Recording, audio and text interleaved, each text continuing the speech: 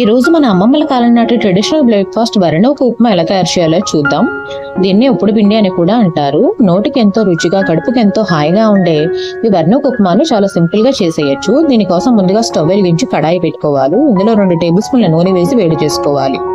ఈ నూనెలో 1 స్పూన్ మినపప్పు వేసుకోవాలి, 1/2 స్పూన్ జీలకర్ర వేసుకోవాలి, అలాగే టీ స్పూన్ ఆవాలు కూడా వేసుకోవాలి. ఈ పోపును దోరగా వేగనివ్వాలి. పోపు ఈ విధంగా దోరగా వేగిన తర్వాత 1 ఇంచు అల్లం ముక్కని ఇక్కడ చూపిస్తున్నట్లుగా బాగా చిన్న చిన్న ముక్కలుగా తరుక్కుని వేసుకోవాలి. అలాగే 3 పచ్చిమిరపకాయలు సన్నగా చీలికలుగా చేసుకుని వేసుకోవాలి. 2 రెమ్మల కరివేపాకు కూడా వేసుకోవాలి. నేను ఇక్కడ 2 క్యారెట్లని ఇలా క్యూబ్స్ గా తరుక్కుని వేస్తున్నాను. ఈ క్యారెట్ ని ఒక 5 నిమిషాల పాటు బాగా వేగనివ్వాలి, అప్పుడే త్వరగా ఉడుకుతుంది. ఇప్పుడు 1 పావు కప్పు పెసరపప్పు వేసుకోవాలి. ఈ పెసరపప్పుని కూడా 2-3 నిమిషాల పాటు దోరగా వేగనివ్వాలి, అప్పుడే పచ్చివాసన పోయి పెసరపప్పు కమ్మగా ఉంటుంది. ఇప్పుడు 2.5 కప్పుల నీళ్లు పోసుకోవాలి. 1 కప్పు బియ్యపు రవ్వకి 2 కప్పుల నీళ్లు, పావు కప్పు పెసరపప్పుకి 1/2 కప్పు నీళ్లు కలిపి 2.5 కప్పుల నీళ్లు పోసుకోవాలి.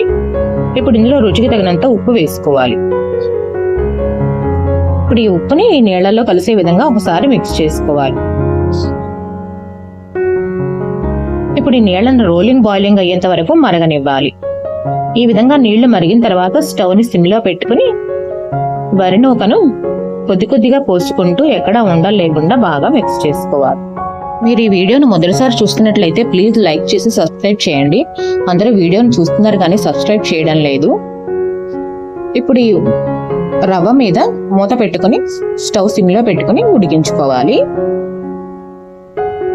10-15 నిమిషాల తర్వాత మూత తీసి చూస్తే వరణోక అంతా నీటిని పీల్చుకుని ఈ విధంగా చక్కగా ఉడికి ఉంటుంది.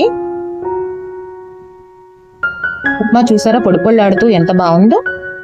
అంతేనండి, ఎంతో కమ్మగా రుచిగా ఉండే వరణోక ఉప్మా తయారైంది. ఇప్పుడు ఈ రెసిపీని సర్వింగ్ ప్లేట్ లోకి సర్వ్ చేసుకుందాం.